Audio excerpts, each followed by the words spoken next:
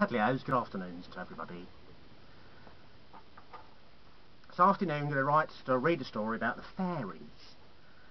A lovely, lovely story about fairies, so in my book here. Now some of you don't believe in fairies, but I have to say they do exist. And I'll tell you why, because the scientists out there who are very, very clever men, they have the evidence, and in factals, they can't call you them fake no more. If you want to know how to talk to a fairy, well, let me tell you, only certain people talk to the fairies. I don't think I can talk to the fairies.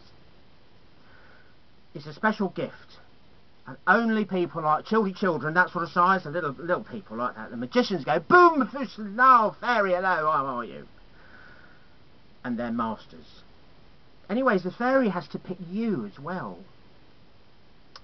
I don't want to go try catching a fairy. Oh no, because they're very, very, very, very fast. They're not very nice really sometimes, and they're not pets. You can't keep them in a jar, nasty thing, or in a cage. And they'll go, hello fairy, or no, can't do that.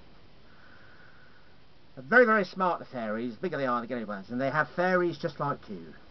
They have their own special culture, literature, language. Some speak very similar to the language in the human beings like we do. So wherever the region you live in, there'll be fairies along there as well.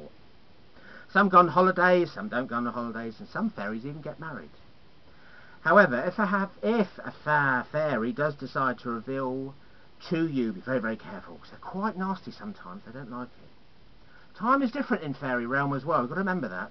Because some fairies feel like years are like the minutes that we know, not you. And same goes for you if you get sucked into their world. They don't try to go internationally. Well, their time is different for ours, because one fairy day is 100 human years like us. And by the end of that, they're sleepy bye-byes when it's time to go. And they would have only got a year.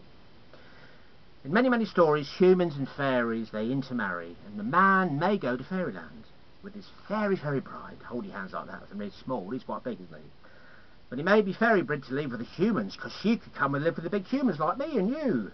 It's got to be very, very difficult, very careful. Because if the man wants to stay married to his fairy wife, he's got to follow very, very strict rules. Very strict indeed. Or the fairy go, bye-bye human, going back to fairyland, and go, shish, bang, the nasty thing, it'll be a frog. So anyway, he must accept she is always right, and that she always gets her own way, and always has the last word. If he follows those very, very simple 3 little things like that, it'd be lovely, lovely, hold your hands for many, many year robes. The story I'm going to do today is about the fairy princess called Ichabod and the farmer Jacob. Now, fairy princess Ichabod, she's a beautiful, lovely, lovely fairy. She's only that big, lovely, beautiful, and she lives on a very special secret island. Long, long way to go. Nobody knows, even if you do that with the penguin things like up and off goes. Kind of see. But all her life she's been searching for somebody really close inside, a bit of a connection, not not just on the head, but in a bigger level, not quite sure. And she's been through all the little ones, you know, little fairy blokes, little fairy boys. They're all boring. They go away, don't want to.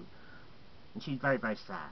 Although she sort of accepted life is okay. Anyway, so one day, and she was lovely. She had a wonderful life. She looked all for the humanoids. She looked after all the animals, little fairy animals. All the animals came to her, and she was lovely. And she had a wonderful family, and life was great. All she wanted to do is one day got very, very excited because somebody says, why don't you go across on the island, on the big land, go leave the island of specialness and go over to the mainland. She said, no, I don't want to do that. And they said, why don't you go over to the mainland, because there's a special shop opening up and I might really, really help you, fairy.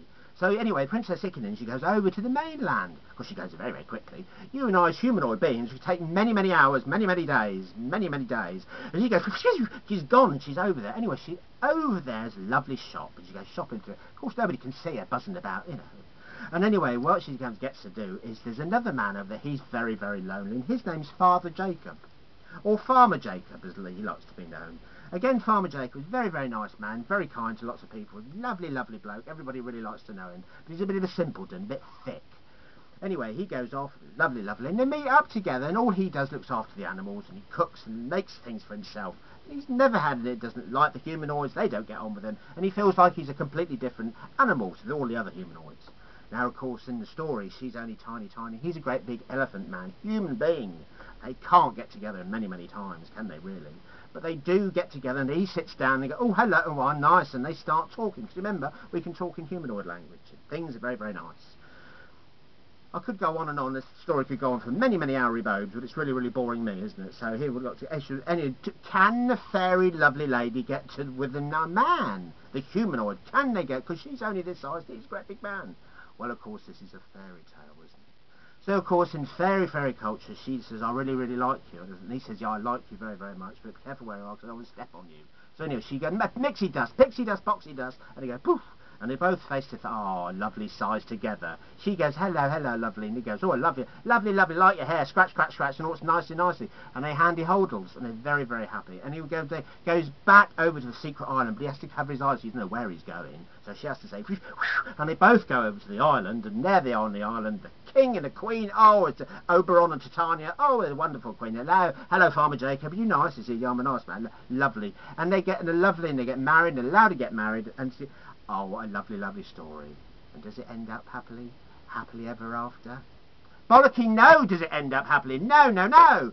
She gives it all out all the time. Flap, flap, fluffy wings. Oh, dearie, dearie. He wish he'd never signed the prenuptial which says, you've got to do what I say when I do it and when I want. Oh, dearie, dearie. Kept squashing on the children. Oh, it was a nightmare. Terrible, terrible union. Terrible union. Never get married to a fairy. That's all I can say. Goodbye.